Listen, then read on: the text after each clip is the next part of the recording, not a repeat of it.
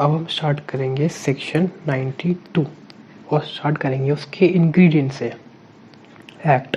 Done in good faith for benefit of a person without consent, मतलब act किसी बंदे के, किसी व्यक्ति के बेनिफिट के लिए होना चाहिए, भले ही वो उसके कंसेंट के बिना हो।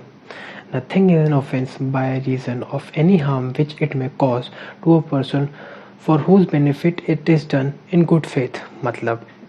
कोई भी चीज़ एक ऑफेंस नहीं है, भले ही वो एक बंदे को हार्म कर दे, पर वो एक्ट उस बंदे के बेनिफिट के लिए होना चाहिए और वो काम गुड फेथ में होना चाहिए। थर्ड है, even without the person consent, if the circumstances are such that it is impossible for the person to signify consent, or if that person is incapable of giving consent and has no guardian or other person in lawful charge of him from whom it is possible to obtain consent in time for the thing to be done with benefit. In section 92 का basic meaning ये है कि जो लोग, कुछ ऐसे लोग होते हैं जो अपना कंसेंट नहीं दे सकते, या एक इमरजेंसी होती है किसी सिचुएशन की, उस सिचुएशन में उस बंदों का कंसेंट लेना पॉसिबल नहीं होता, या उन बंदों के गार्जियन या जो इनकी लीगल कस्टडी में उनका कंसेंट लेना ज़रूरी, उनका कंसेंट देने का टाइम नहीं होता, या वो बंदे होते ही नहीं है कंसेंट देने के लिए, पर इमरजेंसी होती है और वो कार्य करना ज़रूरी होता है, इसलिए वो कार्य कर देते हैं विदाउट कंसेंट। फॉर एग्जांपल, एक बच्चा है जिसको चोट लग गई है सर पे। अब बी एक डॉक्टर है, उसने आसपास देखा कि कोई उसका लीगल गार्जियन नहीं है या कोई बंदा है जो उसकी लीगल कस्टडी में है, तो वो उसको लेके जाता है और उसकी सर्जरी करना स्टार्ट कर देता है उसके हेड की, ताकि वो उसको एक हार्म से बचा सके। ये चीज़ उसने गुड फेथ में करी और विदाउट कंसेंट करी। फिर भी अगर बाई चांस वो उस सर्जरी के दौरान वो बच्चा मर जाता है, फिर भी वो डॉक्टर लायबल नहीं होगा, क्योंकि उसने वो काम उस गुड फेथ के लिए किया, उसको एक ग्रेटर हार्म से बचाने के लिए किया, और उसकी कोई क्रिमिनल इंटेंशन नहीं थी उस बच्चे को मारने की।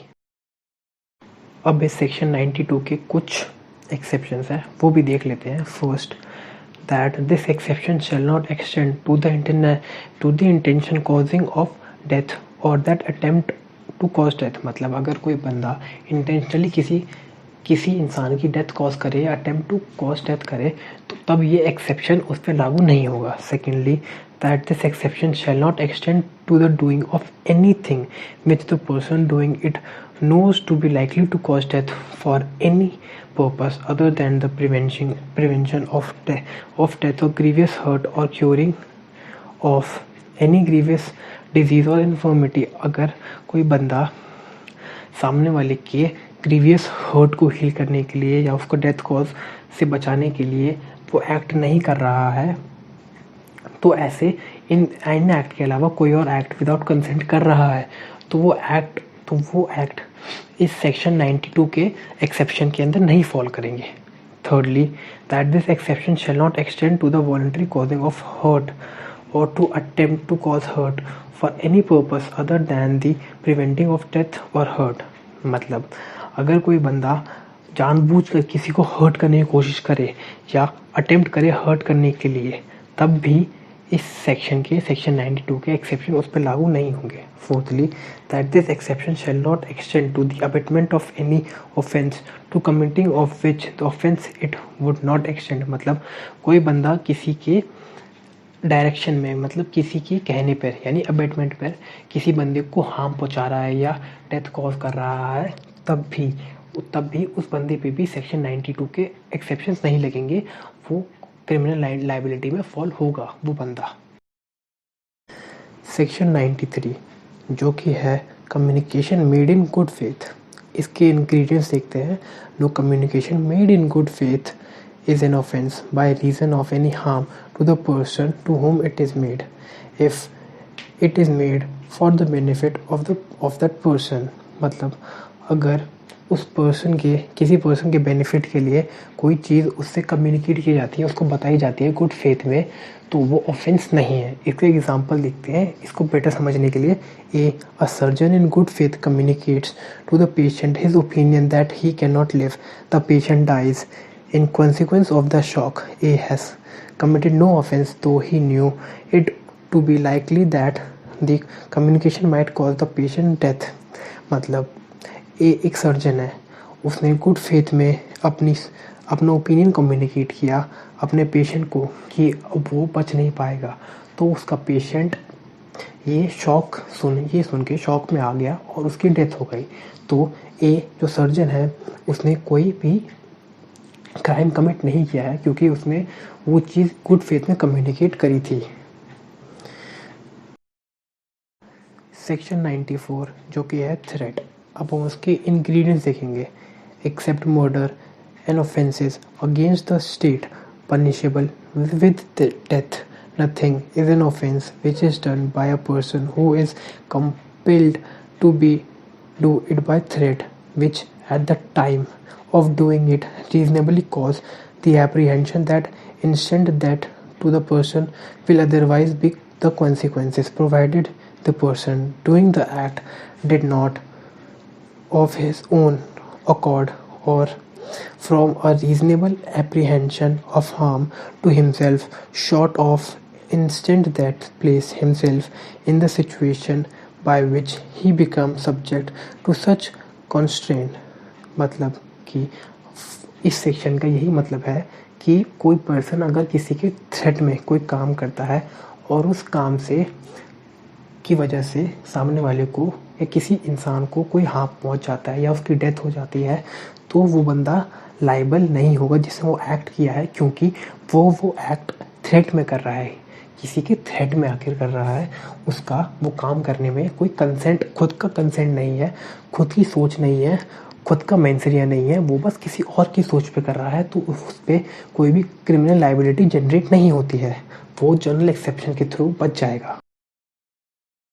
सेक्शन 94 की 2 एक्सप्लेनेशन है, हम वो भी देख लेते हैं। फर्स्ट है अ person who of his own accord or by the reason of threat of being beaten joins a gang of dacoits, knowing their character is not entitled to be benefit of this exception on the ground of this having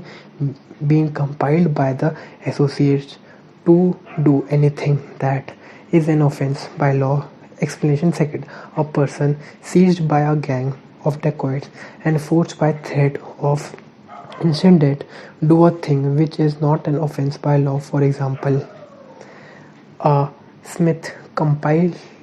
to take his tool and to force the door of the house for dacoits to enter and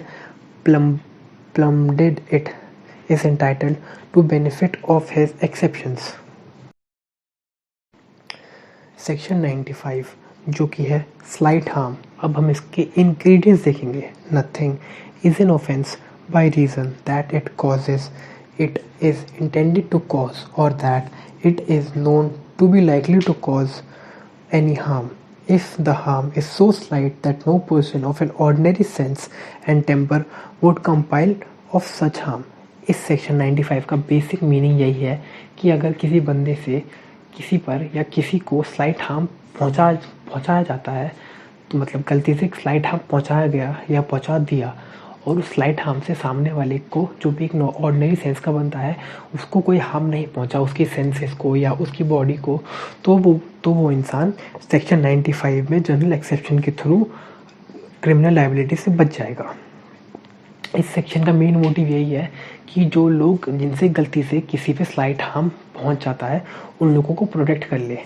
क्योंकि slight harm कोई बड़ी बात नहीं है, वो किसी से भी गलती से पहुंच जाता है। बस ये होना चाहिए कि सामने वाले के बॉडी पे या उसके सेंसेस पे कोई इफ़ेक्ट ना पड़े उस हार्म से, तो वो बंदा जनरल एक्सेप्शन के थ्रू अपनी क्रिमिनल लायबिलिटी से बचा रहेगा।